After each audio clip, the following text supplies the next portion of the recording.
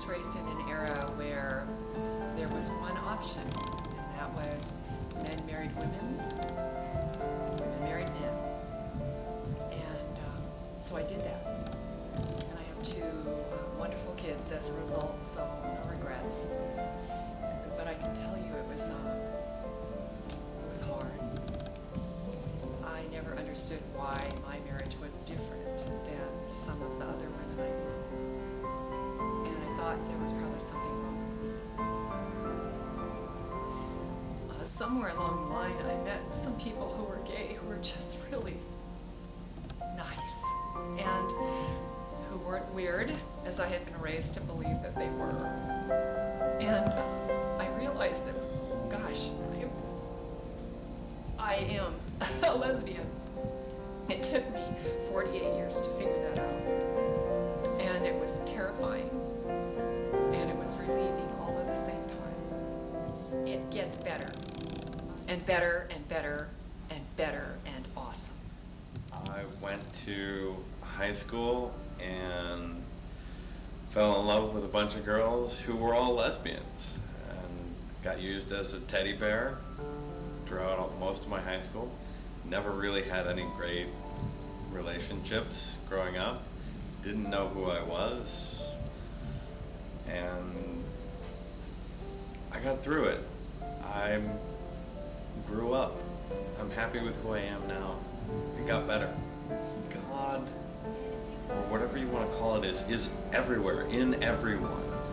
And working with people, being around other people, that's what brings you closer to God.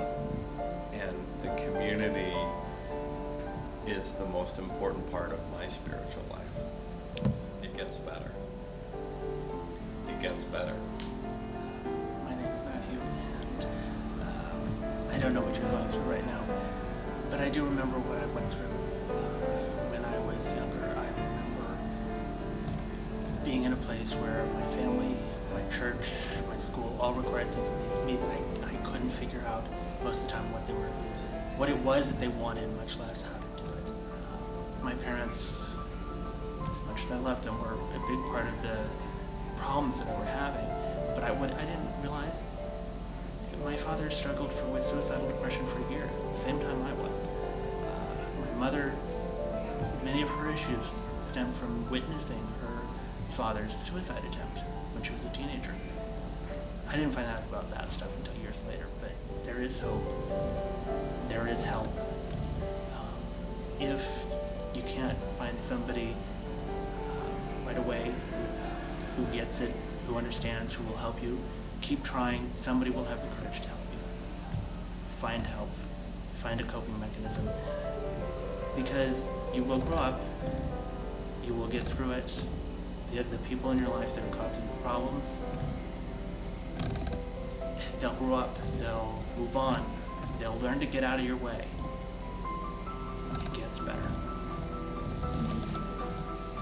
I also learned that we are who we are, and the choice we have is either to accept who we are or fight who we are. Fortunately, I knew that was the choice years ago and made this decision to accept who I was. Before it was always acceptable in society. What's going on now in 2010 is amazing. Being gay or lesbian is seen as a part of normal life for all of us, not just those who are. And I think it's a great time to say to be accepted, it's worth doing, and it does get better. And one last time, it does get better. It does get better. The story is that I have a lot of good friends that are in the LGBT community. And I wanted to be sure that when I raised my children, who are now grown, that they were accepting of everyone in the community. And I think I did a fairly good job, because their friends are all, they have a very diverse community as well in their lives. And for that I'm very proud. That there are people out there in this world that are kind and considerate and want to be friends with everybody. Oh yes, follow the golden rule. Do unto others as you would have others do unto you. It's the best rule there is that's out there. Absolutely. It gets better. I happen to gay, and I feel very good about it. I remember when I was in high school, I was asked to be in a community play by my high school instructor, and although I had not come out of the closet then, she offered a very positive message to me, telling me that there were a variety of lifestyles of individuals in this play, and that even though I grew up Catholic that taught one teaching about sexuality, for me to be open-minded and to respect everybody in that production, because we were all one family. And I thought it was a very most powerful lesson that she offered to me in high school. It was very positive and affirming. I'd want to tell you that it does get better, especially if you find and discover and explore the positive, the people, other students who are gay or lesbian, if there's an organization or you can form one, or understanding instructors or counselors, or